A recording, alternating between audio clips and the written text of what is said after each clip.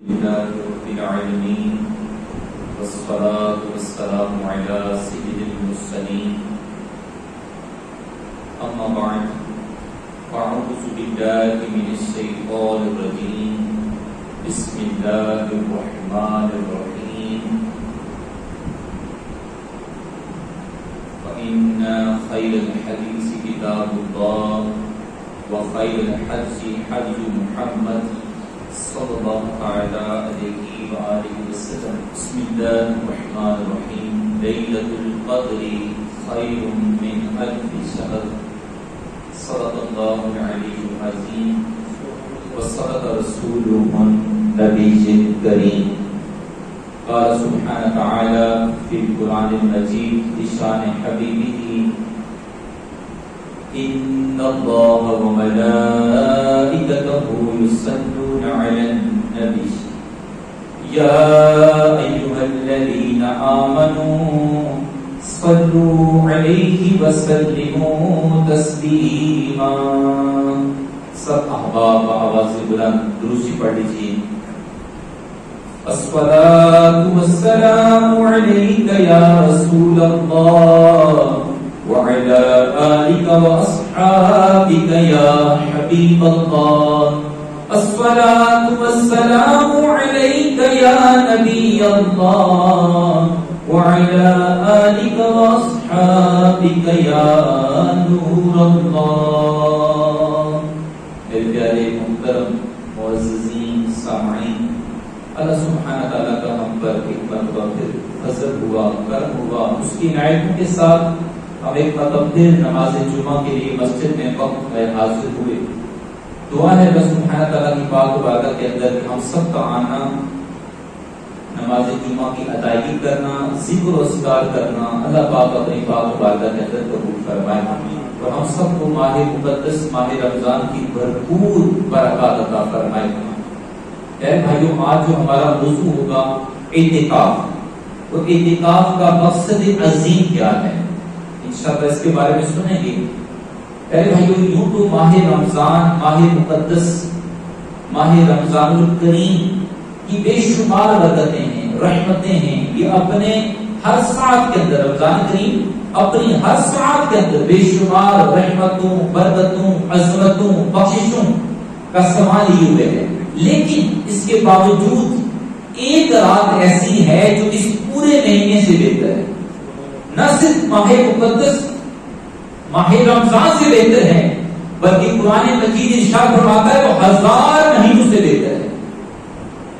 جی ہاں میرے بھائیو، اللہ سبحانہ تعالیٰ نے سورہ قدر کے اندر ارشاد فرمایا لیلۃ القدر خیر من الف شہر. لیلۃ القدر کا لیل کہتے ہیں رات کو، یعنی شب. لیلۃ القدر شب قدر خیر بہتر ہے من الف شہر 1000 مہینوں سے بہتر. اتنی عظیم الشان یہ رات ہے پیارے بھائیوں.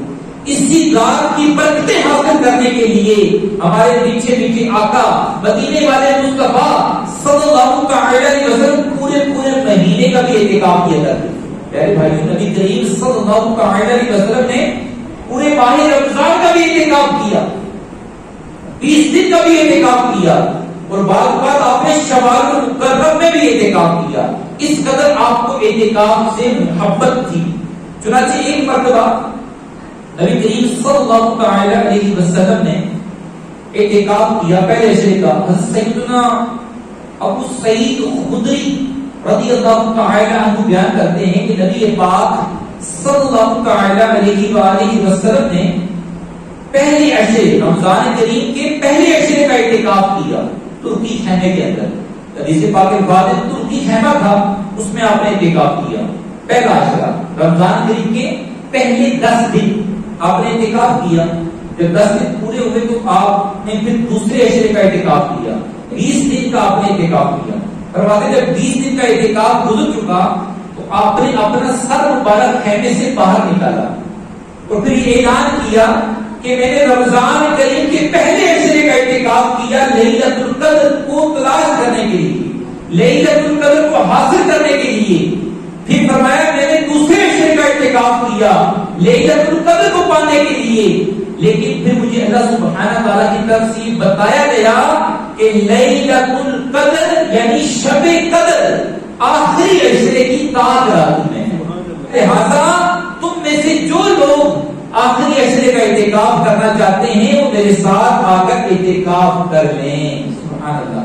پیارے بھائیوں، لیلۃ القدر حاصل کرنے کے لیے ہمارے پیارے نبی محمد عربی صلی اللہ علیہ وسلم تو پورے مہینے کا اعتکاف کرتے تھے، اور ہمارے لیے آسانی کیا بتائی کہ فرمایا اگر پورے مہینے کا اعتکاف تم نہیں کر سکتے تو کم از کم آخری عشرے کا اعتکاف ضرور کیا کرو۔ اس کی بڑی برکتیں ہیں پیارے بھائیوں، اس کی عظمتوں، لیلۃ القدر کی جو برکتیں ہیں، اعتکاف کا جو عظیم مقصد ہے وہ لیلۃ القدر کو حاصل کرنا ہوتا ہے پیارے بھائی۔ مقصد کیا ہے اعتکاف کا؟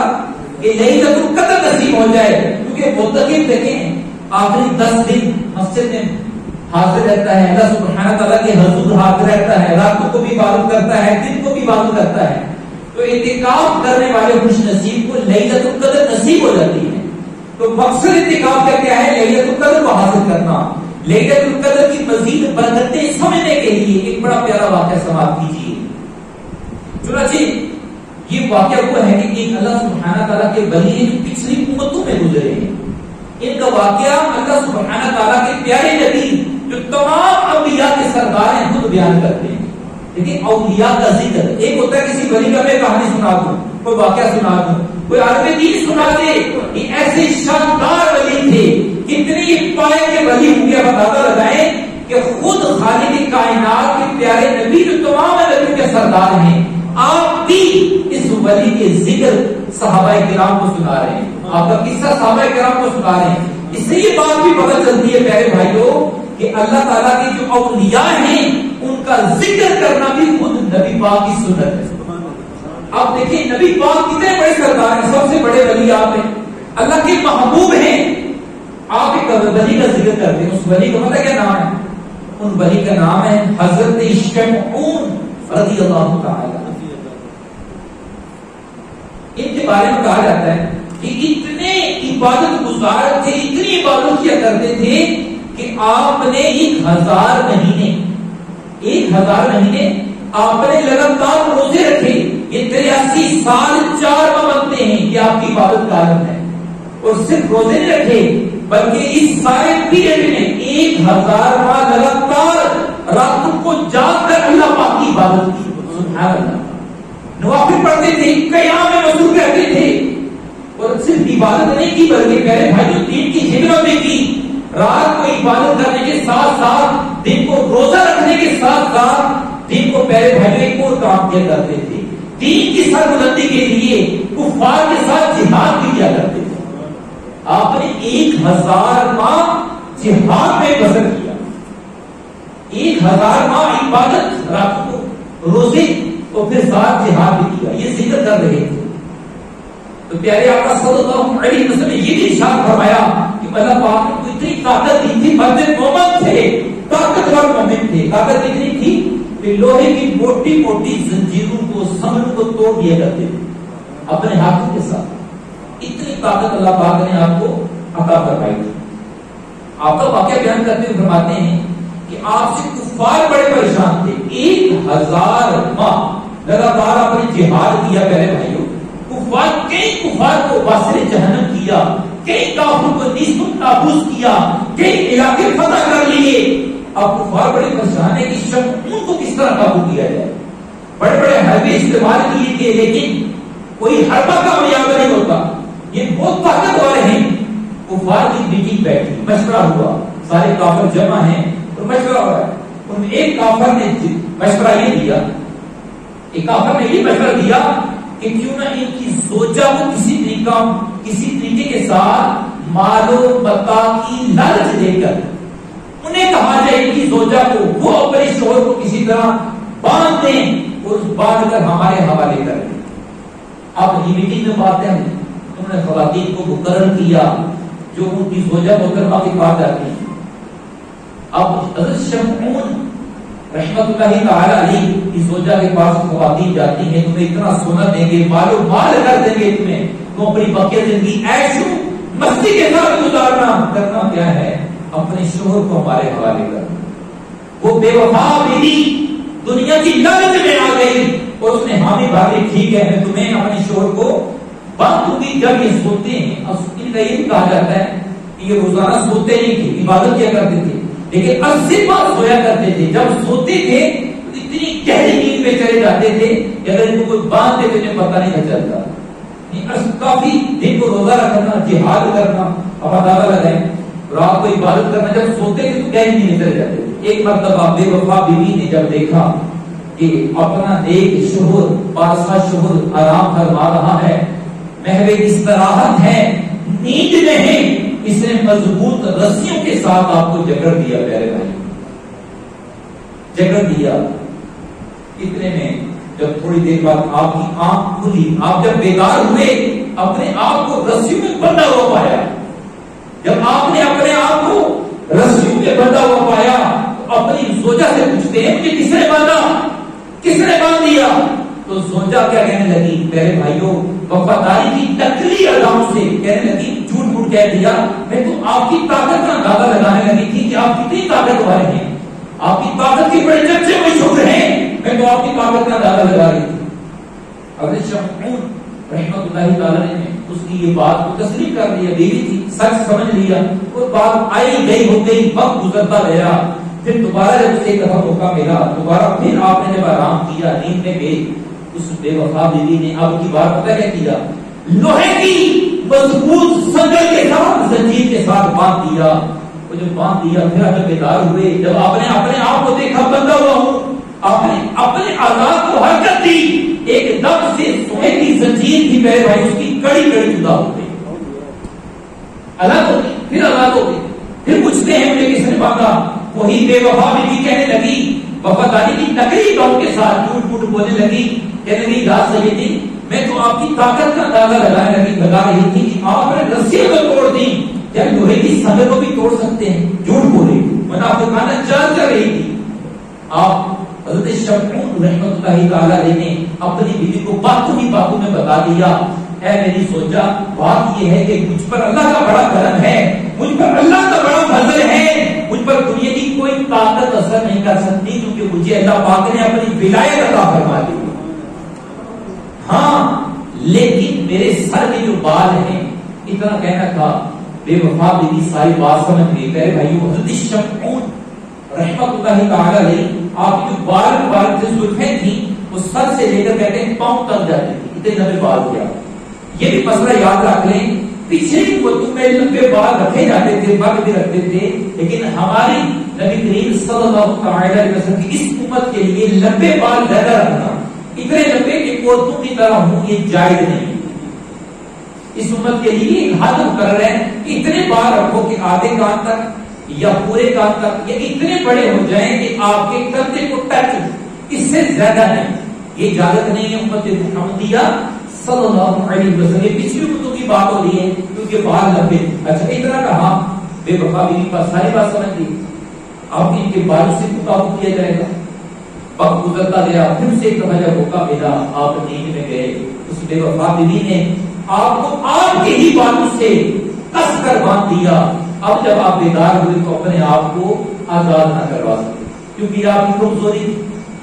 آپ نے اپنی بیوی پر اعتبار کیا اور اس بیوی نے دھوکہ دیا, بے وفائی کی, اور باندھ کر کفار نہجار کے حوالے کر دیا. کفار ظالموں نے آپ کو ایک صندوق کے ساتھ باندھا اور باندھ کر آپ کے کان ناک کاٹ ڈالے. جب اللہ سبحانہ تعالیٰ نے اپنے ولی کی اس طرح بے حرمتی دیکھی تو اللہ سبحانہ تعالیٰ کی غیرت اور جلال اور قہر و غضب اتنا ہوا کہ کفار سارے کے سارے زمین کے اندر دس گئے اور اس کی بے وفا بیوی وہ بھی خاکستر ہو گئی ہے. اب اتنا واقعہ سننے کے بعد صحابہ اکرام کا کیا عالم تھا میرے بھائیوں, ہم نے بھی سنا ہے واقعہ. اس وقت صحابہ کرام نے بھی واقعہ سنا. صحابہ کرام نے جب واقعہ سنا تو پھر پتہ کیا کہنے لگی, کہنے لگے یا رسول اللہ صلی اللہ علیہ وسلم وہ کتنی زیادہ عبادت کیا کرتے تھے, ان کی عمریں کتنی زیادہ تھیں, ہماری عمریں بھی تھوڑی ہیں, ان میں بھی ہمارا بعض حصہ تو طلب معاش میں گزر جاتا ہے, کچھ حصہ زندگی کا نیند میں گزر جاتا ہے, کچھ دیگر ضروریات کے طور پر گزر جاتا ہے. ہم تو ان کے برابر عبادت کر ہی نہیں سکتے. سکتے, بنی اسرائیل والے لوگ تو ہم سے بہت آگے نکل جائیں گے. یہ بات سننا تھی, نبی کریم صلی اللہ علیہ وسلم رنجیدہ ہو گئے. ہاں یہ واقعی حقیقت بات ہے, تفسیری عزیزی میں ہے. نبی کریم صلی اللہ علیہ وسلم نے جب سابقہ انبیاء کرام کی امتوں کی طویل عمروں کو ملاحظہ فرمایا اور اپنی امت کی قلیل عمروں کو ملاحظہ فرمایا تو رنجیدہ ہو گئے کہ میری امت اگر خوب نیکیاں کرے تب بھی ان لوگوں کا مقابلہ نہیں کر سکے گی, اس طرح یوں یہ عبادت سے پیچھے رہ جائے گی. اس وقت اللہ سبحانہ تعالی نے سورہ قدر کا تحفہ عطا فرما دیا. حضرت جبرائیل امین علیہ السلام پیارے آقا مدینے والے مصطفیٰ صلی اللہ علیہ وسلم کی بارگاہ میں حاضر ہوتے ہیں اور عرض کرتے ہیں یا رسول اللہ صلی اللہ علیہ وسلم آپ غم نہ کریں, اب پریشان نہ ہوں, اب رنجیدہ نہ ہوں, اب ٹینشن نہ لیں. اللہ پاک نے آپ کی امت پر اتنا خاص کام کر دیا ہے, ہر سال ایک ایسی رات عطا فرما دی ہے, اگر آپ کے پتی اس ایک رات عبادت کر لیں تو وہ حضرت شمعون رحمت اللہ تعالی کی 1000 ماہ کی عبادت سے زیادہ ثواب حاصل کرتے ہیں. نعرہ تکبیر, نعرہ رسالت. کہ اگر آپ کی امت اس ایک رات جو ہر سال ایک مرتبہ عطا کر دی گئی ہے, ایک دفعہ اس رات میں عبادت کرے تو کیسا ہو جائے گا کہ حضرت شمعون رحمت اللہ تعالی کو 1000 ماہ کی عبادت, جس میں آپ نے دن کو روزے رکھے, رات کو عبادتیں کی اور دن کو جہاد کیا, ان کی عبادت سے بڑھ کر ثواب ملے گا. میرے بھائیو, جی ہاں, قرآن مجید کی آیت سنیں, یہ سب تقریباً یاد ہے, لیلۃ القدر خیر من الف شہر. میرے بھائیو, اس رات کی فضیلت کی یہ بات کافی ہے کہ خود خالق کائنات نے اس کا ذکر اپنی آخری کتاب قرآن مجید میں کر دیا. ایسی رات ہے کہ یہ رات 1000 مہینوں سے بہتر ہے. کتنی بہتر ہے اللہ جانے, اور اس کی بتائش اس کے پہلے حبیب جانے. یہ نہیں فرمایا برابر ہے, فرمایا اس سے بہتر, اس سے زیادہ ثواب ملے گا. اور یہ زندگی میں ایک بار نہیں بلکہ ہر سال دی جاتی ہے, اور ہر سال رمضان کریم کے آخری عشرے کی تاج آتی ہے. اس کے لیے مسلمان اعتکاف کرتے ہیں.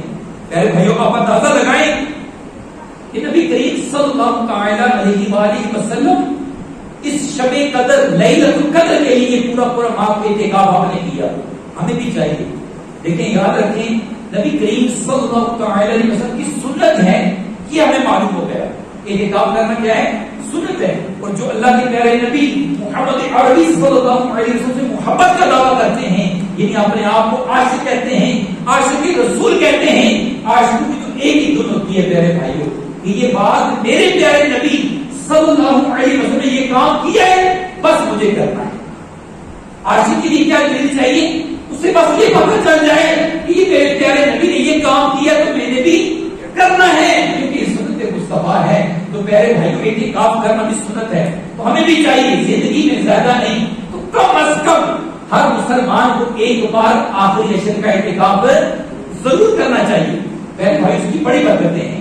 اگر ہمیں یہ رات نصیب ہو گئی, اندازہ لگائیں 1000 ماہ کی عبادت کا ثواب مل جائے گا انشاءاللہ. اس لیے کرنا کیا ہوگا؟ اعتکاف کرنا. پیارے بھائیوں, دیکھیں صحابہ کرام کس طرح نبی کریم صلی اللہ تعالی علیہ وآلہ وسلم کی سنتوں پر عمل کیا کرتے تھے. چنانچہ بڑا ہی پیارا ایک واقعہ ہے. عبداللہ بن عمر رضی اللہ تعالی عنہما فرماتے ہیں, یہ صحابی جو ہیں بڑے پیارے صحابی تھے, وہ اتباع سنت پر بڑے کامل تھے. جب یہ پتہ چلتا کہ یہ نبی کریم صلی اللہ تعالی علیہ وسلم کی سنت مبارکہ ہے تو اس کام کو فوراً کر لیا کرتے تھے. چنانچہ ایک مرتبہ کسی نے دیکھا کہ ایک جگہ پر نا آپ چکر لگا رہے ہیں اونٹنی سمیت, اپنی اونٹنی کو لے کر پھیرے لگا رہے ہیں. لوگوں نے دیکھا اور حیران ہوئے, پوچھا یا سیدی یہ کیا معاملہ ہے, اونٹنی کو لے کر چکر لگانے کا کیا مقصد ہے؟ ظاہر ہے کوئی ایسی بات نہیں پتہ چلتی کہ چکر لگائے جائیں. تو فرمایا میں یوں ہی نہیں لگا رہا, بات یہ ہے کہ ایک مرتبہ میں نے اللہ کے پیارے نبی محمد عربی صلی اللہ علیہ وسلم کو اسی مقام پر اسی طرح اونٹنی کے ساتھ پھیرے لگاتے ہوئے دیکھا تھا. آج میں ان کی سنت کو ادا کر رہا ہوں. یہ تھی میرے بھائیوں کامل محبت. انہیں پتہ لگنے کی دیر تھی, وہ یہ سے دیکھتے اس میں ثواب کتنا ہے, بس وہ یہ دیکھتے تھے کہ میرے پیارے محبوب نے یہ کام کیا تو بس ہمیں یہ کرنا ہے. میں عرض کر رہا تھا جو عاشقان رسول ہوتے ہیں پیارے بھائیوں، جو اللہ کے پیارے نبی محمد عربی صلی اللہ علیہ وسلم کی محبت کا دعویٰ کرتے ہیں، ان کے لیے کیا بات کافی ہوتی ہے کہ یہ میرے پیارے نبی کی سنت مبارکہ ہے. جی ہاں میرے بھائیوں، اس کی فضائل بے شمار ہیں. چنانچہ ایک مرتبہ نبی کریم صلی اللہ تعالی علیہ وسلم کی زوجہ محترمہ حضرت عائشہ صدیقہ رضی اللہ تعالی عنہا ارشاد فرماتی کہ اللہ کے پیارے رسول مقبول گلشن آمینہ کے لہجے پھول صلی اللہ علیہ وسلم نے ارشاد فرمایا، جس شخص نے ثواب حاصل کرنے کی نیت سے آخری عشرے کا اعتکاف کیا، رمضان کریم کے آخری عشرے کا اعتکاف کیا، اللہ سبحانہ تعالیٰ اس کے سارے گناہوں کو بخش دیتا ہے. اتنی بڑی سعادت مندی ہے. ایک بار اعتکاف کر لیں اپنے گناہ بخشوا لیں میرے بھائیوں، بڑی بڑی سعادت مندی ہے. اسی طرح ایک ثواب دیکھیں کتنا ہے اس کا. چنانچہ بڑی پیاری حدیث پاک ہے، حضرت علی رضی اللہ تعالی عنہ ارشاد فرماتے ہیں. اس حدیث پاک کے راوی کون ہیں؟ حضرت علی رضی اللہ تعالی عنہ فرماتے ہیں اللہ کے پیارے نبی محمد عربی صلی اللہ علیہ وسلم نے ارشاد فرمایا، جو اللہ سبحانہ تعالیٰ کو راضی کرنے کے لیے رمضان کریم کے آخری عشرے کا جس نے اعتکاف کر لیا، وہ ایسا ہے جیسے 2 حج اور 2 عمرے کیے. میرے بھائیوں، اعتکاف 10 دن کا اپنے شہر میں، اپنے محلے میں، اپنے محلے کی جامع مسجد میں اعتکاف کریں اور ثواب کا ملے گا 2 حج اور 2 عمرے. سبحان اللہ. پھر اخلاص کی بات ہوتی ہے میرے بھائیوں، جس کا اس سے زیادہ اخلاص ہوگا اسے زیادہ اجر دیا جائے گا. چنانچہ امام حسن بصری رحمۃ اللہ علیہ فرماتے ہیں، جو معتکف اللہ سبحانہ تعالیٰ کی رضا کے لیے اعتکاف کرتا ہے اسے ہر روز حج کا ثواب دیا جاتا ہے. پہلے فرمایا 2 حج 2 عمرے، اور یہاں پر ہر روز 10 حج کا ثواب. تو جس کا جتنا اخلاص زیادہ ہوگا اسے ثواب اتنا ہی زیادہ ملے گا. تو میرے بھائیوں، بڑی برکتیں ہیں اعتکاف کی. جو نیت ہے، مختصر نیت بھی سماعت کر لیجیے. بات بھائی پوچھتے رہتے کہ نیت کیسے کریں.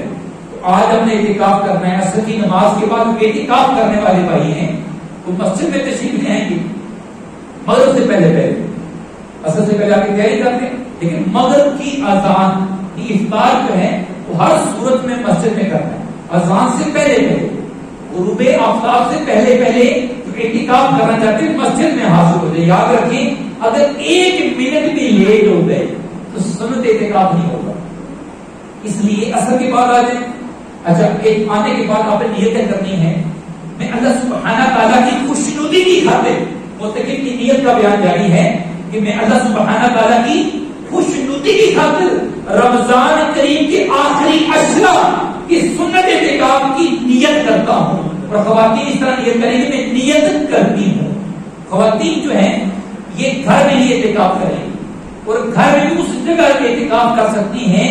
یاد رکھیں، یہ مسئلہ ہے کہ گھر میں خواتین نے جو جگہ مخصوص کی ہوتی ہے نماز جہاں پڑھتی، اگر نہیں کی ہوئی تو اب سے کر لیں. کیونکہ اعتکاف کرنا اس کے لیے ضروری ہے کہ گھر میں کوئی ایک کونا، ایک حصہ نماز بھی مخصوص کر لیں کہ پھر وہی نمازیں پڑھنی ہے ساری زندگی. اس جگہ اعتکاف کر سکتی ہیں، اسے کہتے ہیں بیت مسجد.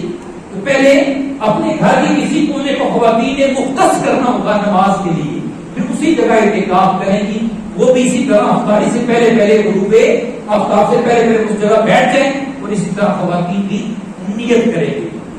اعتکاف کا ایک بہت بڑا فائدہ یہ بھی ہے، نبی کریم صلی اللہ علیہ وسلم کے بڑے پیارے صحابی حضرت عبداللہ ابن عباس رضی اللہ تعالی عنہ فرماتے ہیں کہ اعتکاف کرنے والا گناہوں سے بچا رہتا ہے. مثال کے طور پر باہر رہتا تھا تو کوئی نہ کوئی اس سے گناہ ہو جاتا تھا. اعتکاف کرنے آیا ہے تو اب گناہوں سے بچا رہتا ہے. ایک کوئی فائدہ ہو گیا.